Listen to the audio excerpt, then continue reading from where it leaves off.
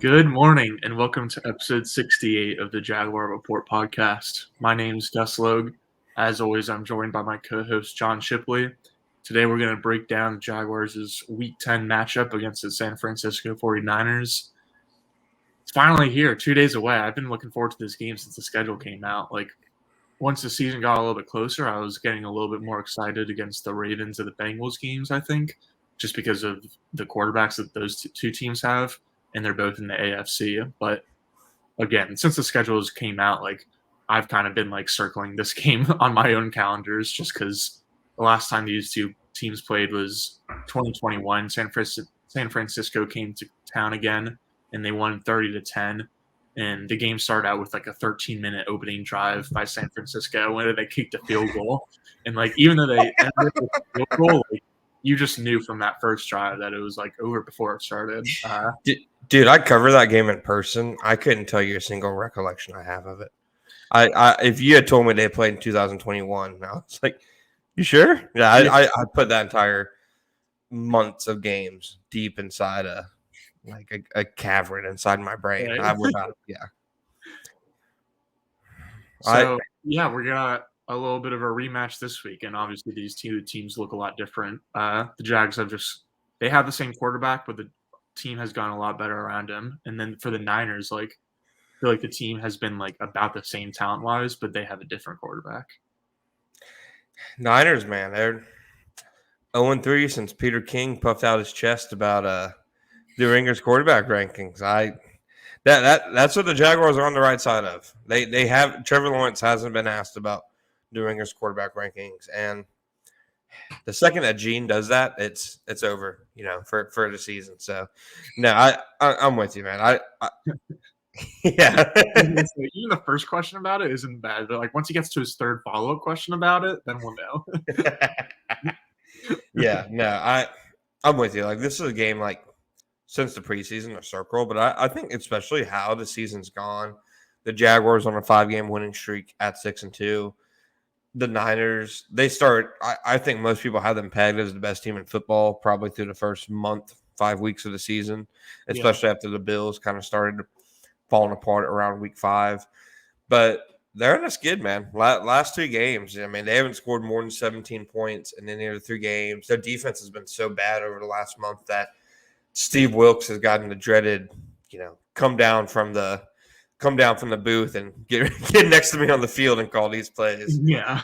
Yeah, which is never a good – if you get the Matt Canada treatment and in Week 10, it's not a good sign. So they're obviously – Chris Taylor, he never moved when he was calling plays.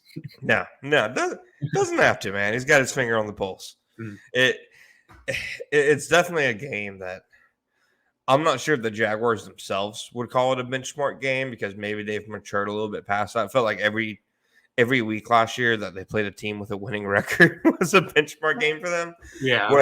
Whereas now, they feel like they're expected to be in these kind of games. I definitely think it's looking at the rest of the NFL slate, I think it's the most interesting game this week. I think it's one of the most interesting games the Jaguars play. And like I said, they're catching the 49ers at the right time. So they definitely have a chance to make a statement here because it feels weird. It definitely feels like the Jaguars are one of the least talked about 6-2 teams outside of Pete Prisco and Mike Florio's power rankings. I was going to say doing a power ranking was roundup for Big Cat Country the past 2 weeks specifically has been the Jags will be ranked in the top 10 by every national analyst and ranked in the top 6 to 8 by most of them. But then they're all this team is low-key pretty good. Look at their record over the last 15 or whatever games. But they play the Niners in week 10, so we'll just have to wait and see. So I think it's 100% a benchmark game. And Doug was asked about it on Monday, I think, and he's no, I wouldn't really say that. We know it's a good team. We're just focusing on this week, yada yada yada. He kind of shut down the whole benchmark narrative, but I think that's 100% the case this week. If there's a narrative, Doug Peterson will squash it. I know that much. He's going to take a giant oversized toy hammer to it. I know that much. Don't go pushing your narratives. Your run past. Hey, if there's a narrative this week, it might be a little revenge game for Baalke Ball since he was over there for what, the better part of a decade, and was GM for the Niners for 6-ish seasons. I just want to shout out friend of the show, Greg Rosenthal with NFL Media. Greg's awesome. They're around the NFL podcast. Listened to it for years. Known Greg the last couple of years.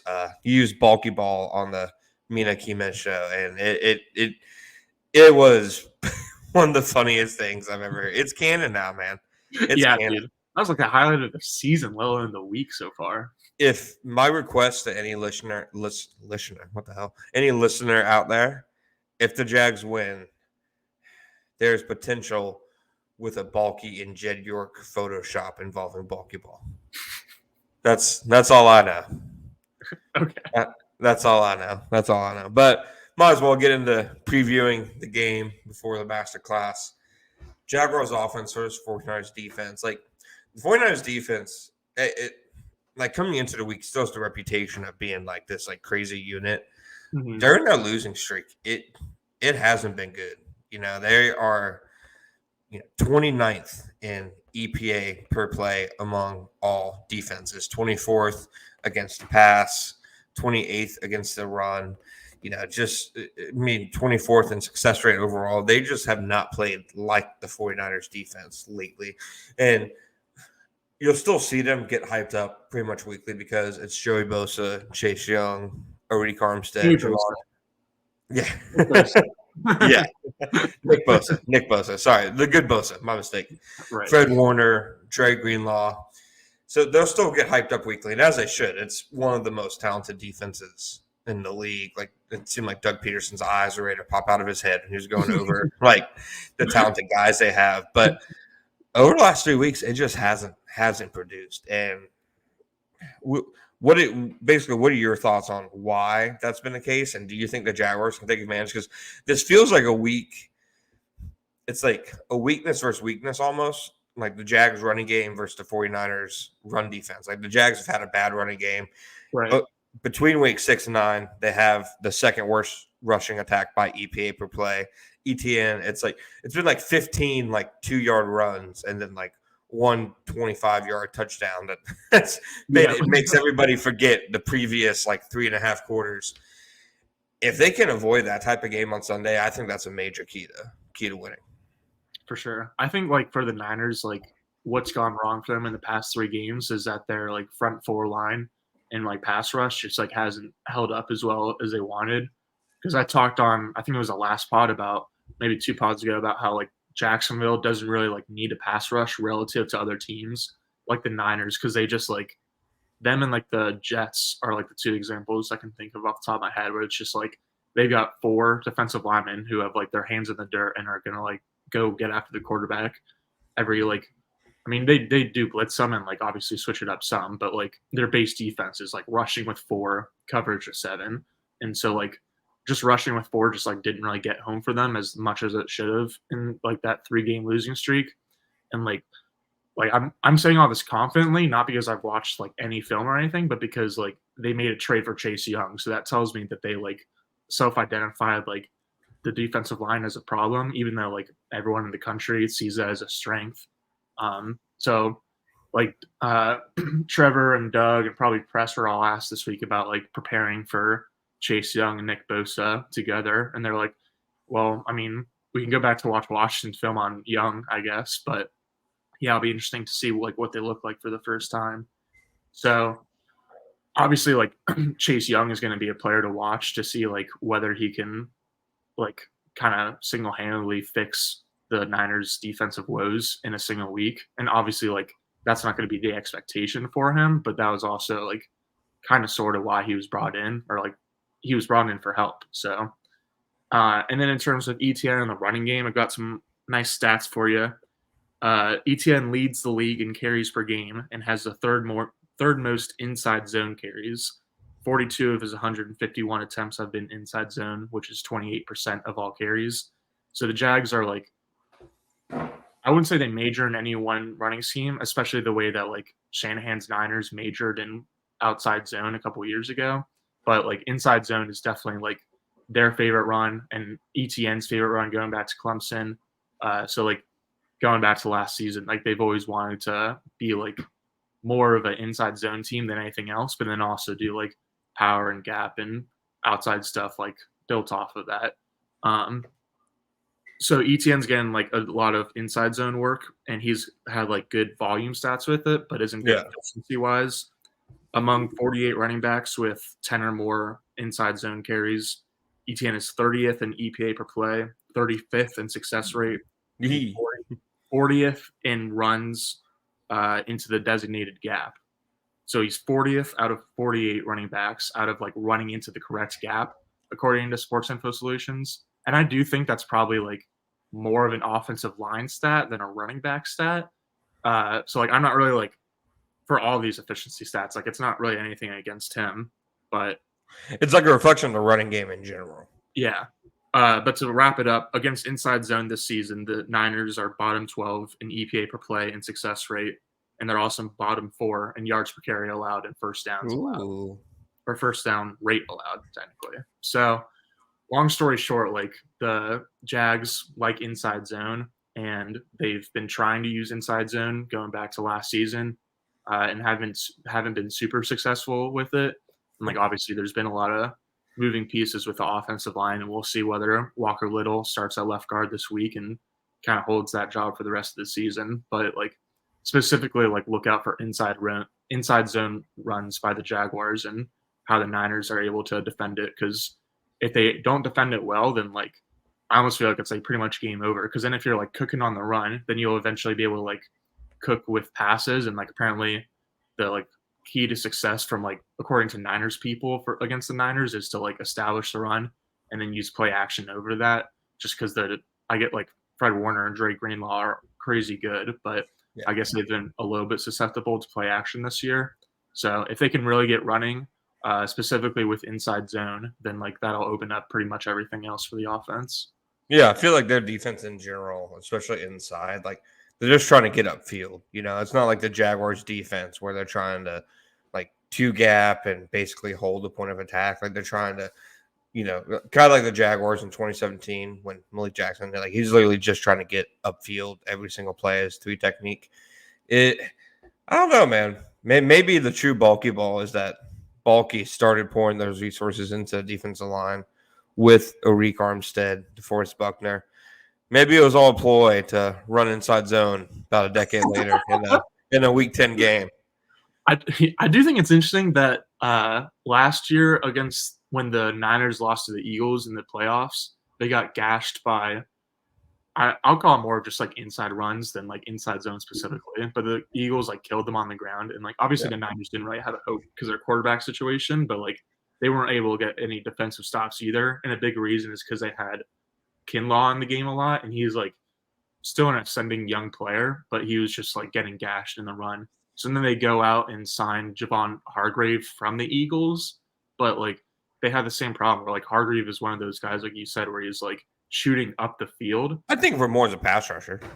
Yeah. So like it's like they like got in like this new defensive tackle, but like it didn't necessarily like fix the problem. So it's interesting. Yeah. It definitely I feel like a big problem with the Jaguars since Peterson got there. Like the running game, in my opinion, hasn't been good, since this regime got here, despite obviously some of the explosive plays. I feel like a big problem has been they haven't been able to take advantage of bad rush defenses. Like the only game I can think of this year where they really did that was Houston in Week 3, I guess. ETN, that was probably like his only like real efficient game of the season. Yeah. I'm interested to see if like the offensive line can take advantage of a reeling run defense, because that's what a good team and a good offense needs to obviously be able to do. And I really think a lot of their issues in general are based on the fact that, they kind of almost have to be one dimensional at times, like to move the ball, because like it's like they keep like banging their head against a wall with the running game. Like it's not for a lack of trying. Like they definitely try to establish it every week. It just it doesn't get established. So I'm interested to see if that changes this week at all, because you're right. It's mostly a 4-man rush with the 49ers. According to SIS, they rank 9th in 4-man rush like usage, but they're 24th in success rank. So that goes ahead and tells you, like they do it a lot, but it just hasn't been working lately. Like for the passing game, I think I think you can neutralize edge rushers with like a quick hitting passing game. Obviously, that's what the Jaguars have tried to do this year to kind of help, Anton Harrison a bit. I don't have it in front of me, but Lawrence has to have one of the quickest time to throws in the NFL this season. My concern is a part of that is getting guys like Ingram and Kirk involved, especially over the middle, those crossing routes and stuff. I don't think you can do that against this team. Like, I think like asking Kirk to work the middle against like Greenlaw and Fred Warner is like a dangerous and like irresponsible ask. So and like the 49ers, other than TJ Hawkinson, they've been really good against tight ends this year. I feel like this is a game the Jaguars, if Zay Jones doesn't play, I don't know if he will. He's been limited each day this week so far, Wednesday and Thursday. It's the first time since week 5 he's been on the practice field, so that's at least a plus sign. And a big thing with Peterson, and like since I've covered him, is if you don't practice during the week, you're not going to play. So the fact that he's limited does give him at least like a chance. But if he doesn't play, like I feel like this is a week that you need to beat the 49ers, outside. And if he doesn't play and they can just devote everything to Calvin Ridley, I think it could be tough sledding for the passing game. Yeah, I think it definitely like needs to be a Calvin Ridley week. I feel like I say that every week, but you do. You absolutely do. But it's got to be a Calvin Ridley week because I agree with you that like I don't think Ingram and Kirk are going to like find a lot over the middle of the field. I feel like the Niners probably aren't as good as they have been in years past, but they're still really good at just like rallying to the ball and being able to like do what the Jags have been good at this season, which is like allow short passes, but then like rally immediately and let up like minimal yards after the catch. So like I think like Ingram and Kirk will still get like theirs in terms of like targets and receptions, but then like I don't know how much yak we're really going to see out of either of them. And like I feel like we talked a little about like inside runs and then play action off of that, but I think the true weakness of the defense for the Niners is their secondary. They've got one good corner. I want to say Snead, but he's in the Chiefs. Yeah, no. Who do they have? Do you know? JaguarReport Ward? Ridley was asked about someone. Oh boy. Niners. You're right that Ward is a starter. Are we calling him good? I mean, is there anyone else that he would Ridley would have asked about? Lenore? I'm not gonna try to pronounce his name. Yeah, last name too. I don't even know how to start with the first name. Yeah, no. I mean, and then at safety they have obviously Gibson and Hufanga. Hufanga's like a fun player, but he's like strictly a box safety. And then Gibson, right? It's kind of wild that Gibson's like still starting. Honestly, it is wild. I think he's been like solid though. But so Ridley was asked about JaguarReport Ward, and he was like, "Yeah, he's like a good player. It'll be a tough matchup." And he's just like a physical like press corner. I don't know how much press he does actually, but he's like a physical man corner. So like it's going to be a big like kind of prove it game for Ridley. I feel like because he's struggled a little bit with like physicality in the first half of the season, and like I'm willing to chalk up some of that to just like rust and like getting back into like NFL mode or whatever. Yeah, but like he can't really get like pushed around this game. He needs to be the one that's doing the pushing around. Yeah, so the 49ers, like, they have ran zone on 63% of their plays, man on 24, but their success rank is better a little bit in zone than it is in man. ESPN had yesterday from Next Gen. Trevor Lawrence is first in QBR, second in completion percentage, and tied for second in touchdown interception ratio against zone. So I feel like it's like a good matchup for Trevor in terms of the looks he'll see, but I'm not so sure about how the skill guys come through. I don't know. Maybe it's a week that you see more 12 and 13 personnel, and they try to manufacture like max protection and deep shots off, play action, which, like you said, you need the running game to get rolling. So I fully expect them to come out the gates like trying to get ETN going in like some facet. Yeah, we'll get to McCaffrey in a second, but I think for both offenses, like the running back is the key, and like how good of a game the running back has is like what's going to determine the game.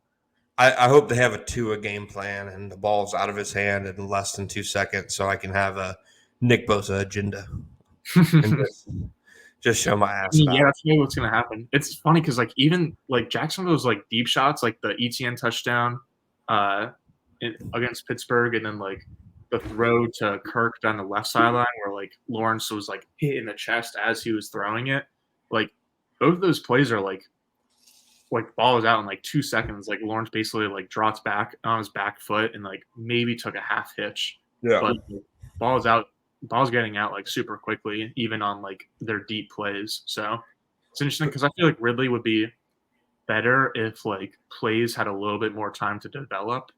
And like he's just like he needs to get open like so quickly, and like he can, but like his life would just be a little bit easier if like the offensive line bought the quarterback and then him like another half second or second to be able to get open would, I feel like, really open up the offense. But this week, yeah, I think it'll be for sure the Tua game plan with a ton of quick passes. Yeah, no, I'm with you completely. Well, we got anything else on offense versus defense? Nah. Okay, we'll go break real quick for our ads, and we'll come back, break down the defense.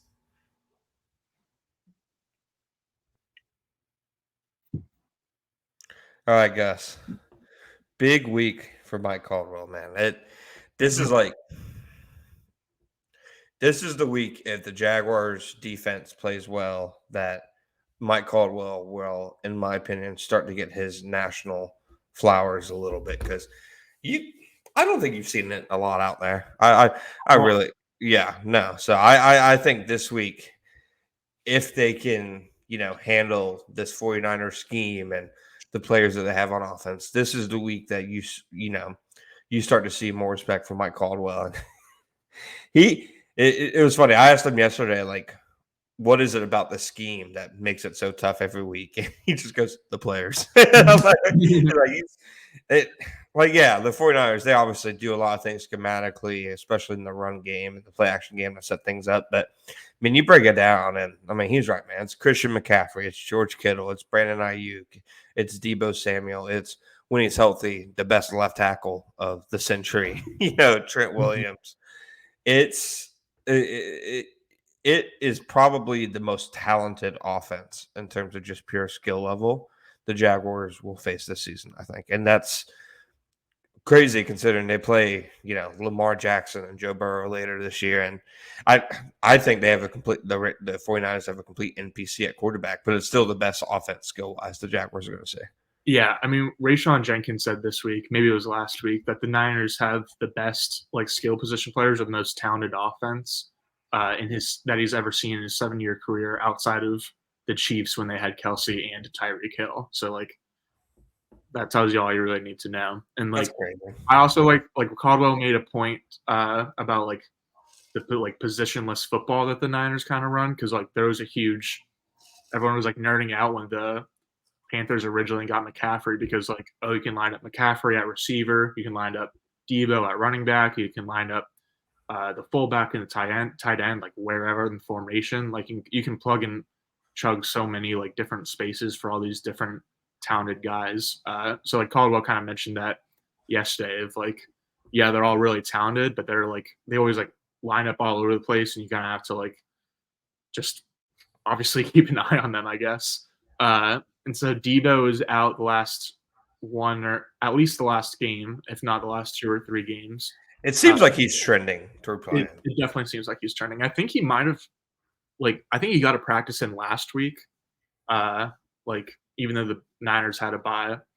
But yeah, he's definitely trending in the right direction. I think Trent Williams and their left guard, whose name is slipping my mind, they're both probably 50-50 toss-ups to play, I would say. Yeah. So Williams is really interesting because he was limited yesterday, but Shanahan looked like a ghost when he was talking about him on Wednesday. So when it was well, is it like something more going on with his ankle? And he's like, has to be. Yeah, and he's like like, I don't know, it's going to take a while for us to figure out what's going on, or like and he something along missed those he lines. missed 2 games with an ankle sprain last year on the same ankle. So it's like not a new injury for him. Yeah, that's tough. So that's to me is I know Zay Jones is obviously a big injury to watch for the Jaguars, but to me, Trent Williams is the injury to watch because Jalen Moore hasn't been bad like in his place. He's a third year, fourth year offensive tackle that it took in like the third or fourth round a couple of years ago. He's only allowed 3 pressures and the 2 games filling in for him. But Josh Allen, 85% of his snaps come lined up over, the left side of the offense. So if Trent Williams doesn't play, it's Josh Allen versus a backup all game. And regardless of how you scheme your offense, that's a advantage for the Jaguars. That's obviously pretty significant considering Allen's been one, their best probably overall player, and 2, like he's one of the best edge rushers in the NFL at forcing takeaways too, like pressures leading to takeaways, whether it's a strip sack or, an interception. You go back to the Kansas City game, Andre Sisco's interception happens basically because of a Josh Allen quarterback hit. Yeah. That's the injury I'm really looking at all week because I think for as much as the 49ers can kind of scheme around some things, I really think that Trent Williams' injury has been one of the bigger reasons their offense has struggled the last 2 weeks. Yeah. So if he doesn't play, I feel like that's a matchup the Jaguars, 1, have to love, and 2, have to take advantage of. Totally. Either way, I'm really excited to see like what the Jaguars' plan for pass rushes because they've been blitzing a little bit more than they were last year. But last year, like even when they were blitzing, it felt like it was like 5-man blitzes at the most, and they were still getting a decent amount of guys into coverage. And this year, it seems like when they blitz, they send another body or 2 because I think they have more confidence in like the secondary holding up in the back end. But Brock Purdy has been like surprisingly good against the blitz this year, and like usually like whether you're good against the blitz or not is like a pretty good mark for like whether you're an elite quarterback. Like maybe it's probably not like the best mark, but like if you can like consistently like figure out how to beat blitzes enough that like teams stop blitzing you at all, like which has happened for like Pat Mahomes and Joe Burrow and Josh Allen at this point, then that like makes it a lot easier for the offense. And so I'm interested to see because I feel like for the Niners, it's like their skill position players are so good that like Purdy just like makes the right decision and then like gets it up, and like the Niners players are able to win like 1-on-1 with like the defense sending a blitz. So I'm interested to see whether the Jaguars like because they've especially been blitzing like bad quarterbacks, like non-Josh Allen quarterbacks or non-Patrick Mahomes quarterbacks. So I'm interested to see like when they do get the Niners into third long situations, if they're gonna like send the house against Purdy or if they're gonna like back off. Yeah. To me, like this is such an interesting like chess match that's gonna be is like the Niners live in 21 and 22 personnel. They're number 2 in the NFL in usage rank of 21 personnel. They're number 1 in usage rank of 22 personnel. They use 21 on 39% of plays. They use 11 on 37% of plays, which is 31st in usage. Like it sounds like a big number, but like very few teams are lining up in 11 personnel like the 49ers. Coincidentally, according to Sumer Sports, I don't know, the formation the Jaguars defense has been worse against on an EPA per play basis this year has been 11 personnel. And they've thrived against 21 and 22 personnel. They're like top 5 against an EPA. I think they're number 5 and against 21 and number 8 against 22 personnel. They've seen like 11 snaps of 22 personnel all year, and I think 39 snaps of 21 personnel a year. So limited sample size, but like this Jaguars defense has been built to stop 21 and 22 personnel because they love playing base. They live to stop the run. The one formation they've been probably average in has been when teams live in 11 personnel, and the 49ers just as a team do not do that. So I'm interested in the chess match, seeing who cracks first, the 49ers offense or the Jaguars defense, because it kind of feels like to win, one side will have to get outside of their comfort zone a little bit. Like maybe the 49ers will have to run 11 personnel a little bit more. Mhm. But it like Caldwell versus Shanahan to me, I'm fascinated to see really how he attacks them, and then how effective overall the defense can be against this 49ers offense. Because I mean, number 5 in success rate in 21 personnel, number 12 in success rate in 22 personnel. I mean, they just pretty much everything they do, you know, has worked to some extent. So I'm fascinated to see, how Mike Caldwell adjusts for them. And then, the two tight end looks, San Francisco doesn't do those as much. They rank 27th in terms of usage, but they're the number one 12 personnel team in success rate. The Jaguars are the number one, defense in EPA against 12 personnel. So it's just a cool matchup on paper because it seems like it's strength against strength. Totally. Yeah, I'm excited. This is gonna be it'll be a nice game for Devon Hamilton to like I don't know, be back at full strength, which is obviously like way too much to ask from him. But he played against Pittsburgh and he had like 14 snaps and he didn't look bad, but he didn't like record any statistics or like really do much on film. So I'm interested to see like how much his snap count like goes up and how effective he is on those snaps. Because obviously him and then Foley Patikazi and Roy Robertson Harris, as they've been doing all year, are like kind of the keys to the defense. Because like for the Niners, you want to be able to like contain McCaffrey in the run game and just like Yeah. get into as many third down situations as possible. And that's like Jacksonville's kind of like goal or key to success in general. But I think like that especially makes a lot of sense this week against a quarterback like Brock Purdy. But I feel like this week will also be the week. Like we've talked about the Jaguars linebackers a lot this year, and like how we think they've been like one of the best linebacker duos in the NFL. Like this will be the week I feel like they'll tell you just how Yeah. good they'll really play. This is, yeah, for sure. Because I mean, between Kittle and the passing game, and then McCaffrey, I, I'm not sure there really is a way to stop McCaffrey other than like to bludgeon their offensive line. But I'll never forget, and I'm really glad he's bounced back from it. You remember the Panthers versus Jaguars in 2019, Quincy Williams against McCaffrey. I mean, It I remember McCaffrey going off. I don't remember what Quincy Williams did. Steven Ruiz has like a The clips out proper there. team? Yeah, yeah, yeah. From it's like there was like 4 or 5 different plays where he just made Williams look absolutely like he was playing a different sport. And Williams has Yeah. obviously bounced back from it and become one of the better linebackers in the NFL. But Yeah. that's what McCaffrey like can do to teams. Like when you get him in space, he can just make your linebackers look terrible. So obviously the key is to not let him get in space. But when he does, I'm interested to see what happens with the Jaguars linebackers. Yeah.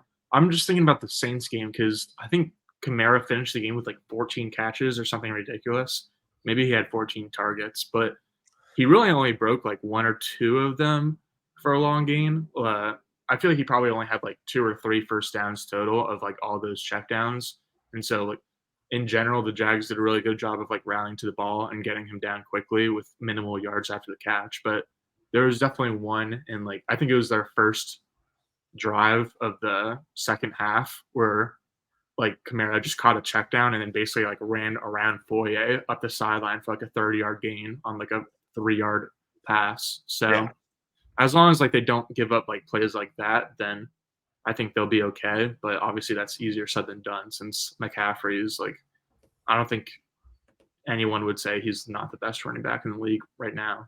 Yeah, no, 100%. And I feel like that's the big thing that the Jaguars defense in general, like, I mean, you look at, you know, Ayuk and Devo, like they can't allow like a lot of yards after catch, like this weekend. I feel like that's something that they haven't been great at, this year. Like I think like up until the Saints game, they were like number one in like yards after catch allowed, like among all defense, like bad number one, like Yeah. worse, yeah. I think they have cleaned it up in recent weeks. Like I think like the Chiefs game, the Texans game, like there was so many ugly moments that came out of the first couple of weeks of the season that I think they were like horrific to start the season, and now they're like having like completely cleaned up their act, but they've gone like a little bit better. So I guess we'll see whether they prove me right or not against the Niners. I mean, is that the key to stopping Debo and Ayuk? Like basically. Like they're going to get theirs. Just hope that you can limit what they do after the catch, basically. Yeah, I think you got to flood the middle of the field and like get an interception or 3 off of Purdy, because there's going to be plenty of plays where it's like he like does the play action, like tries to throw like an immediate pass over the middle of the field to like Debo on a slant or Ayuk on a dig or something like that. And like sometimes in like the Niners offense, like the quarterbacks will just like throw those routes almost blindly. So like if like Devin Lloyd needs to get an interception, that's one of my takes this week. Devin Lloyd gets a pick in this game. He's due for People absolutely think Brock Purdy is like a super safe quarterback who never like puts the ball in harm's way, right? Yeah, but like It's very much not the case. he's got to find his turnover worthy play. Yeah, so like per PFF among quarterbacks with at least 75, with 75 dropbacks, only Mac Jones, Desmond Ritter, Gardner Minshew, Tyson Baguette, and PJ Walker. I know that's not his name, but PJ Walker have a higher turnover worthy play percentage. Brock Purdy, like he has a higher turnover worthy play percentage than Daniel Jones this year, than Will Levis and Aiden O'Connell. On the year, he's 6th in volume turnover worthy plays. It's ahead of Patrick Mahomes, who's always been like a big like turnover worthy play like guys. It's ahead of Herbert. Like he puts the ball in harm's way. One, with like you said, like he feels like he just blindly throws it over the middle and expects guys to be there. And then 2, he fumbles a good bit, and fumbles play a part in turnover worthy plays. That shows you like Trevor Lawrence. Yeah, he fumbles a good bit, but he doesn't turn it over at the same rate that Brock Purdy does, or at least put the ball in harm's way. And I know some people hate turnover worthy play, and they're like, well, if they didn't intercept it, it's not no, like eventually it's going to regress to the mean, which is what's happened in the last 3 weeks. Like, Brock Purdy was always throwing these balloons to defenses this year, but for the first 5 weeks, nobody was catching them. In the last 3 weeks, defenses have started to catch them. So I'm with you. That's definitely where the Jaguars defense needs to take advantage this week, is that turnover opportunities will absolutely be there, but you have to convert them. For sure. They still lead the league in turnovers with 18 right now, which I was thinking about your point on the last pod that like I think they went from number 4 to number 3 over the weekend in both EPA per play allowed and defensive DVOA. And that's definitely helped out a lot by the turnovers. But there's also a stat that I saw where they're like forced the 5th highest rate of 3 and outs. So like yeah, the turnovers definitely help, but like it doesn't mean that it's like a fake offense or a fake defense. I think like the one stat that they're like middling in is like yards per play allowed. They're like 17th or 18th or something like that. But like all their per drive stats are really good. Daniel Griffiths, one of our writers at JaguarReport, puts out like per drive stats for the defense weekly. He posted them the other day. They're all fantastic, pretty much. So, I'm sure they would be even better with like clutch time or garbage time filtered out, because like I know in their 5-game winning streak, the Jags have allowed 22 total first half points. So that's like 4.2 per game or something like that. That's crazy. Yeah. That's crazy. Well, you got anything else on the defense, my friend? Now let's get to some predictions. After this ad.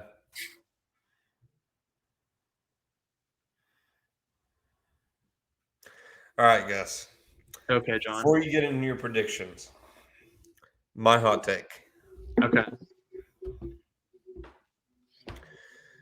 My hot take is that Travis Etienne will have more yards from scrimmage than Brock Purdy on Sunday. Ooh. Yeah. I like it. Okay, for Brock, are we going to count sack yards against him? I think that's I wasn't, but now I am. Yeah, no. Well, we can do that for you. All right, I'm going to write that down, and because that's a good one. And we'll see if we remember to bring it up next week. Oh, I'll remember. I'll remember if I'm right. If it doesn't happen, I didn't say it. That's fair. Yeah. All right. I have a take, and it's probably more ridiculous than anything else, but the Jaguars should trade Walker Little to the Niners in the offseason for Brandon Ayuk. maybe not straight up. I don't know how that would work. I haven't really thought too much about what it would look like. Maybe the Jags would have to throw in a pick or something. But I mean, for the Niners, it's like Trent Williams, as you said, like such an awesome player and like best tackle of his generation. But he's also been dealing with this ankle sprain or ankle injury. And so the Niners, he's also, I think, 35. So the Niners are definitely going to have to like look to the future for that position at some point.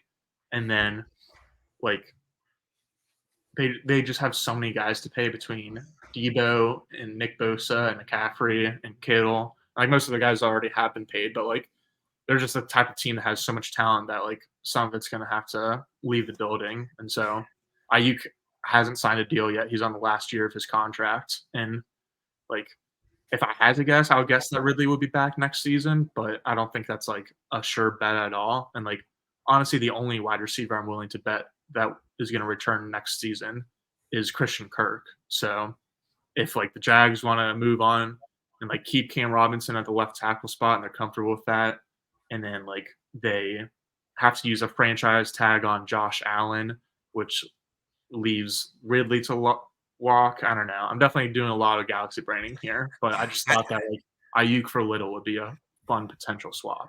I don't know. Jaguars fans would hate that or love it. They should love it because Ayuk is filthy. Yeah. So I think that's like part of the reason that the trade would like hypothetically work out is because like I don't think like a team would want to give up like a ton of capital for Walker Little because even though he was drafted highly and has looked good in his appearances, he just hasn't gotten a lot of appearances. But like even though Ayuk looks incredible, just from like being in the Niners offense with a quarterback who's an NPC and then like surrounded by a bunch of other skill players, like his production numbers like aren't as good as what they could be. And so like I don't think I'm just like assuming that the whatever contract that he signs next like isn't going to be as much as like he might actually be worth. I In a way, I see the vision because I absolutely do not believe that Trent Baalke would want to spend a high draft pick on a wide receiver.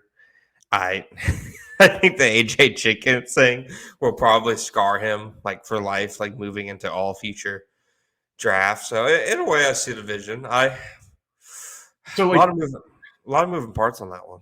yeah, it's like you said, like drafting a receiver early doesn't really seem like his DNA. And then like you can't like Christian Kirk was like a rarity in terms of the fact that they like spent a lot of money on a free agent wide receiver and like it paid off for them. Like usually like or I mean like good wide receivers like pretty much never hit the market. So that was like again just like a rare It, thing that happened. So and for as good as he is, they still had to overpay like the market, like to get him. true. So Yeah. like T Higgins has been like the number one trade target to keep an eye on for years now. We'll see what happens with him in Cincinnati, but I think Brandon Ayuk is another interesting one to watch. My prediction is that T. Higgins' career gets ruined and he becomes a Carolina Panther after this year.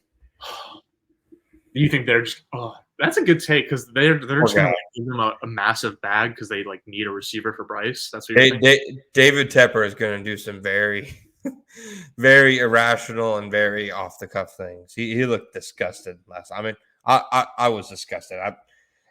I'm excited for us to preview Panthers week. I'm a Dude, I unload was the writing clip. a like short preview for the game last night. I was like, the Bears rank last in sack rate and first in like, or they've allowed the highest passing touchdown rate in the league and have generated the lowest sack rate. So I was like, if there's ever a time to look like the number one overall pick, it was last night. But Bad. it's like it's Sad. worse than you would think. Like Yeah. if you just like heard like, oh, the first overall pick isn't playing well, you'd be like, oh, okay. But then like when you actually watch it, Yeah, it's Zach Wilson bad, like Zach Wilson rookie year bad, in my opinion. So it's like I'm excited for Bryce is Panthers. like the kind of kid that like you like would want to root for as a person though. So it kind of sucks from that standpoint. Well, yeah, but and also we're a little biased. We're rooting for him because he's such a little guy out there. Yeah, So that's probably part of it. yeah, That's yeah. yeah. So I don't know how bad I'd be feeling if like CJ Stroud like didn't pan out, even if he like wasn't in the Jags division. I Yeah. feel like whatever. You got any locks for us this week before we give our game predictions? I got a couple for you. I got Calvin Ridley over receptions, 4.5. Yeah, I was like, it's Yeah. I got Evan Ingram over receptions at 5. I don't think it'll be a big yardage week, but I think he'll definitely get like some of those like checkdowns and stuff. Like right. he last 5 weeks, he has 10 catches, 5 catches, 7 catches, 4 catches, 7 catches. Like he's getting the ball, at a high clip. I Mm-hmm. got Travis Etienne over half a touchdown, so to find the end zone, and also over on Etienne rush attempts at 16.5. And then I don't know. I feel like it'd be smart to go over on Lawrence rushing yards at 16.5. I feel like this is a week you maybe see him hit a long scramble. Yeah, I like that one. I think What Ridley prop do you have for us? I had 4.5 as well because I was Yeah. I was expecting it to be like 5 or 5.5, so I was a little surprised. I definitely wanted to pick between yards and catches, and I think over 4.5 yards is Earlier better. in the year, it was like 6.5 and 7.5. Yeah, man, 7.5 is crazy for even like a Jamar Chase. That's wild. Yeah. Um, I heard that like Brandon Ayuk and Deebo Samuel have pretty similar splits to like what we talk about with Christian Kirk and Calvin Ridley and like man versus zone, where apparently like Ayuk is like more of the man beater and Deebo is more of the zone beater. And the Jags run, I think, the third highest rate of zone this year. They're Yeah. definitely more They, of a they zone. don't run much man at all. Yeah. So for that reason, I'm not gonna like I just talked about how good I think Ayuk is, so I'm not gonna take his under, but I would take the Deebo over for either receiving yards or like rushing plus receiving yards. It's 46.5 receiving yards or 60.5 rushing plus receiving yards. And then I also like Ridley over. Oh, I just lost it. Ridley over 4.5 catches. ETN over literally anything. And then Christian Kirk over 53.5 yards. Because I Ooh. think it's gonna be more of a Ridley week, but like I don't know. Kirk has gotten like one or two like deep catches like the past few games, I feel like. And so I think like they're gonna like scheme something up for him. I don't know. Yeah, I feel like you're definitely going to see him catch one or two of those like deep overs. Yeah, exactly. I think like it would be like I like Kirk's catching over, or no, I like Kirk's receiving over, but not really his catching over. And then I like Ridley's catching over, but not really his receiving over, which we'll see how that plays out. I hope it works out the complete opposite way. I sincerely hope it does. I do. Well, It's just gonna be like they're gonna get like it's gonna be a mixed bag, and it's gonna be ugly. for sure. But then my last one is like either Devin Lloyd to get an interception, which I don't know if you can actually find that anywhere, but more realistically, Brock Purdy to throw an interception is my last one. Yeah, I was going to say I wish you could find that somewhere. I'd go like Devin Lloyd, or if Cisco plays, I feel like Cisco's getting an interception.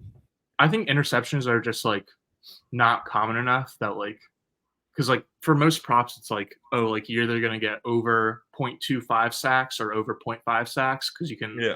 record a half sack in like any given game, but like I don't know, it's tough to get.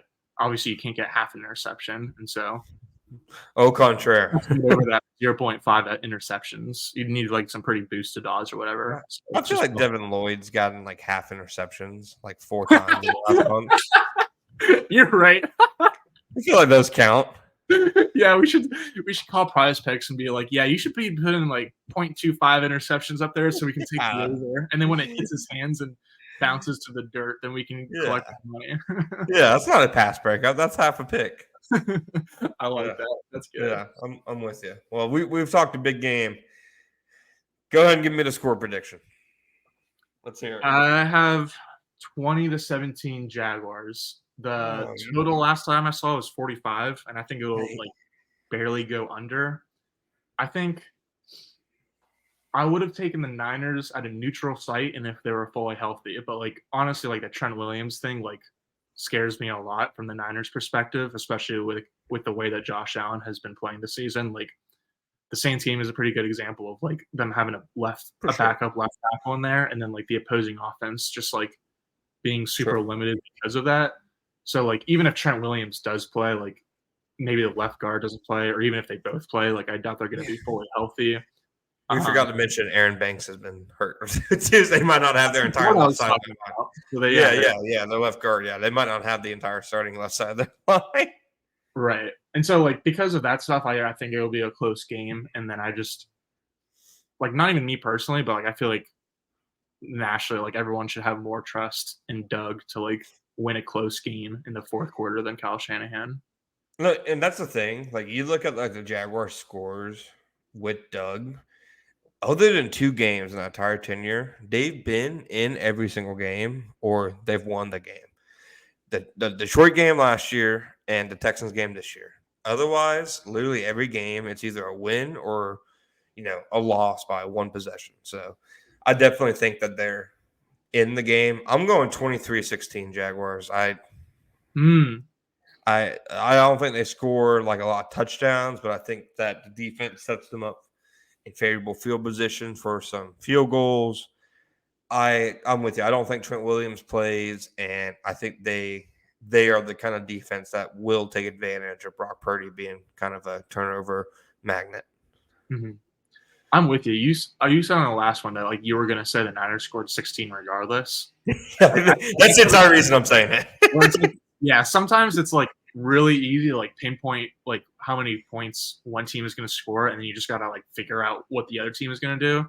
I'm definitely with you that that's what the case is this week, where it's like I think the Niners are going to score like, I mean, I said they were going to score 17, so we're like on the same page, and then it's just a matter of whether the Jags are going to like continue to shoot themselves in the foot in the red zone, or if they're going to be able to execute well enough to pull out the win.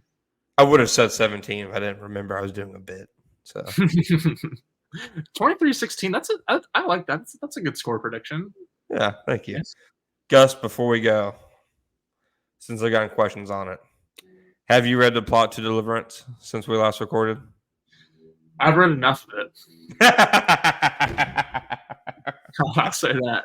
We're not going to use that comp again.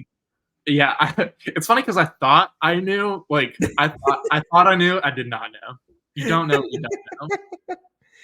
Oh man, I don't know. Just looking like ahead, like obviously to Sunday, like you said, this is one of the games like in my like 5-year like career of the Jaguars. I'm looking forward most like to covering. I like Kansas City at Arrowhead last year. Obviously takes the cake. Then the Chargers playoff game, the Titans like quasi like AFC South title game in Week 18, and then I think it's this game right behind them. Like I just, regardless of what the Jaguars say, like this might not be there's a scenario where the Jaguars lose a close game, and obviously people are hitting the panic button. The sky is falling for fans because the NFL for fans is a week-to-week league, and 1 week you're on top of the world, and 1 week, 31 teams are better than your team. But like I think it's a very real scenario where the Jaguars lose a close game, look like they belong, everything's fine. But like if they want to like start getting some of like the respect that maybe they don't think they get nationally, like this is the week to come through. Like I think a win now would do more for them than a win against the Chiefs in Week 2 would have did in that case, and obviously would do too early. Good for them for losing that game. Yeah. Good point. They knew what they were doing. Yeah. they were playing the take game. They know. Rule 1 of the NFL, don't peak too early. Peak at the right time. Yeah. Yeah, I'm with you. It's definitely I'm interested to see like whether they get respect after this game. Like I could see them like winning like 23-16, and then like Brock Purdy throws like 2 interceptions, loses a fumble, and so like then people are like, oh yeah, like the Jags won, but it seemed more like the Niners lost than the Jags won. Like I could totally see like the Jags having like a pretty solid win, but then like still getting any respect. I'm not gonna say I would disagree with the chance to take a victory lap on Brock Purdy. So I'm perfectly okay with that outcome too, to be frank. Yeah. I mean, I almost wonder if like the team prefers that though, because like they like every NFL team like likes to have like a little chip on their shoulder to a certain extent. Like even Lawrence was saying, I forget if it was on the Manning cast or if it was in a media availability like after the Manning cast, but he was like, yeah, no, I keep receipts. There's like stuff that motivates me. On the Manning cast, Peyton said he used to make up fake quotes from the other teams. That's what I was about to say. That was awesome. That was honestly like probably the best line from the whole night. Yeah. That was funny. Well, there weren't many to choose from. No, that's fair. Yeah, we'll see. I don't know if I wonder if the disrespect would almost be better because obviously it would be nice to get a little pat on the back, but the way that they were talking about we gotta get out of Jacksonville early in the season and get out our own heads, maybe they don't even want that much praise. Yeah, and everybody killed them for that. I remember everybody was slamming them. They were right. It's 5 wins in 5 different some stadiums. That's a cool stat. I don't know if I've heard that one before. it makes no sense that they're not better at home. And last year they were 4-4 at home. Yeah. No, they were 5-3 at home because I hate it, dude. Whenever you look at the home records, for me, I refuse to ever count a London game as home. When looking at splits and stuff like that. So whenever I look at past records, I have to add in the London game. Do I take one away or add one? I hate it. I hate it. No Baalke Ball segment this week. What's up? No Baalke Ball segment this week, huh? I guess we're gonna have to let him focus on his old team. Well, my thing is, like I said, the ultimate Baalke Ball would come after Sunday. There are certainly Baalke Balls to be had out there. Who would you rather have? The number 1 overall pick with 3.5 sacks, or the number 2 overall pick with $150 million contract and 3 sacks? What? It's easy. If you follow data, it's easy. You did that so easily. There's Baalke Balls out there to be had. There's always a Baalke Ball. The 49ers are paying Nick Bosa to hopefully one day this year produce Trayvon Walker. They got Baalke Ball. Oh, man. And that's why they're going to have to trade Brandon Ayuk because they just had that big contract. There you go. Trent was playing the long con. He made sure not to draft a pass rusher after Aldon that panned out, so the 49ers would have to pour resources into the pass rush so that when this Week 10 game came a decade after he got fired, they wouldn't have the money to have a quarterback. That's the ultimate Baalke Ball. 49ers got Baalke Ball. I implore somebody, like I said, they win. Jed York Photoshop, it's there. The favorites and the retweets are there to be had. I will not be doing it, but I'm just saying, man. You know he's going to be up for this game. It's personal. The tagline of the Baalke Ball movie, it's personal. Yeah, I can't wait to see him pacing up and down the sidelines before the game. He's going to be looking sharp. I'm a little upset. I'm a little upset it's Friday, and this is my first time thinking of calling this the Baalke Bowl. The Baalke Bowl. Well, we can still name the episode that. That'd be a good episode name. The Baalke Bowl. Good morning and welcome to.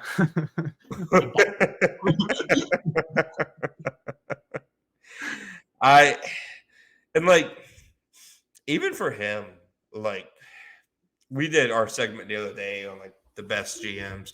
You'd say he's the 16th or 17th best GM in the NFL? I think it's fair to say he's an average general manager. Yeah. I think your average NFL fan would rank him probably bottom 10. So maybe this is the week Trent Baalke gets his flowers a little bit. Yeah. Did you say I forget who I was reading that Trent Baalke should have gotten consideration for executive of the year last year? Did you write that?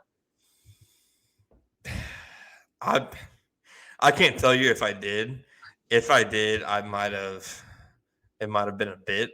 All right. Well, I read something that was Baalke should have gotten executive of the year consideration last year, and I was honestly, yeah, they had so many free agent additions that had to pan out and did, and he had drafted well 2 years before, and there was key guys Tyson, and I guess Andre Sisco's been better this year, but Like I think like there's an argument to be made he should have at least been in the conversation. Like we never heard any conversations, and If, it is true that people were putting clown noses on their noses, like 18 months before that or whatever it was. But he's been the architect. He's it, been in the lab. it is it a hot take to say like he probably would have won it if he drafted Hutchinson? Well, who did win it Like last year? people are always going to kill him for not taking Hutch. Yeah, that's true. Like people are. Then again, executive of the year, Ryan Grigson won it one time, so it's a puff piece. It's a puff piece. Well, Gus, you got anything else on the Baalke ball? Nope, nothing comes off the Baalke ball. No. Okay. Well, let's get out of here. Yeah.